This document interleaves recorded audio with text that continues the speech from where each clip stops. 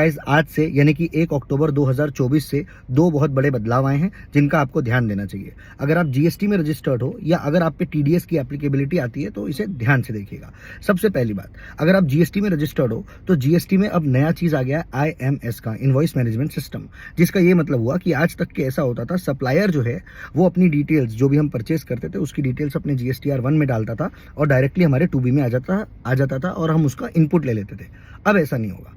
अब ये जो अपनी डिटेल्स डालेगा ये जाएगा आईएमएस में, इनवॉइस मैनेजमेंट सिस्टम में, और उसके बाद में अगर आप वहां से एक्सेप्ट करेंगे तो आप एक्सेप्ट करेंगे, आप रिजेक्ट करेंगे तो रिजेक्ट कर सकते हैं, और अगर आप कुछ भी नहीं करेंगे तो वो डीम टू बी एक्सेप्टेड हो जाएगा। मतलब एक पीरियड ऑफ टाइम के बाद में जब आप अपना 3B फाइल करेंगे उस टाइम पे वो एक्सेप्ट हो जाएगा।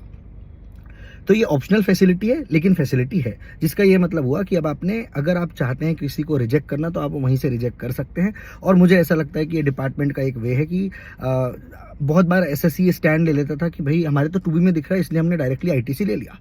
अब जो है डिपार्टमेंट कैन से कि आपने आईएमएस के थ्रू इसे एक्सेप्ट किया था, है ना। तो एक बेसिकली वो लेयर और आ गई है इन माय ओपिनियन, पहली बात। दूसरी बात, अब let's talk about TDS. TDS के लिए क्या चेंजेस है। अगर आपका ऑलरेडी 10 नंबर है, अगर आपके ऊपर टीडीएस की लायबिलिटी आती है तो टीडीएस में 3-4 बड़े बड़े चेंजेस है जो आज से एप्लीकेबल होंगे। बिल्कुल ध्यान से देखिए। सबसे पहली बात sir, TDS on commission 194H वाला, अभी तक के जब हम टीडीएस काटते थे तो हम 5% के हिसाब से काटते थे, अब वो 5% हट के अब वो 2% हो गया है, पहली बात। दूसरी बात सर, अगर आप ऑनलाइन बिजनेस करते हैं, मतलब अगर आप एक ई-कॉमर्स ऑपरेटर हैं, अगर आप एक प्लेटफॉर्म प्रोवाइड करते हैं जहां पे सप्लायर्स आते हैं और अपना माल वगैरह बेचते हैं, तो जब आप पहले इनको पेमेंट करते थे उस टाइम पे आप टीडीएस काटते थे 194O के अंदर में 1% का, वो 1% का हट करके अब हो गया है 0.1% का। दूसरा, अच्छा, इसके अलावा और चेंज हुआ है आपका रेंट पे। जो अपन लोग रेंट जो पे करते हैं वो रेंट पे जब आप पेमेंट करते थे तो आप उस पर 5% का टीडीएस काटते थे 194IB के अंदर में। अब वो भी चेंज हो गया, वो जो 5% है वो चेंज होकर के अगेन दैट हैज बिकम 2%। तो ये 3 चीज़ें आपके रेंट जो रेट ऑफ टीडीएस है उस पर चेंज हो गई।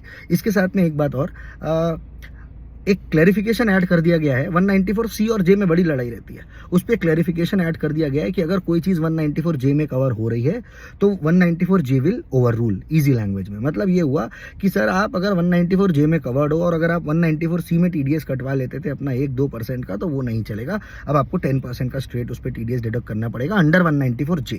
तो इन चीज़ों को आपको ध्यान रखना है क्योंकि अदरवाइज टीडीएस एंड ऑल की पेनल्टीज जो है वो हैवी होती है। Yes, thanks, bye bye.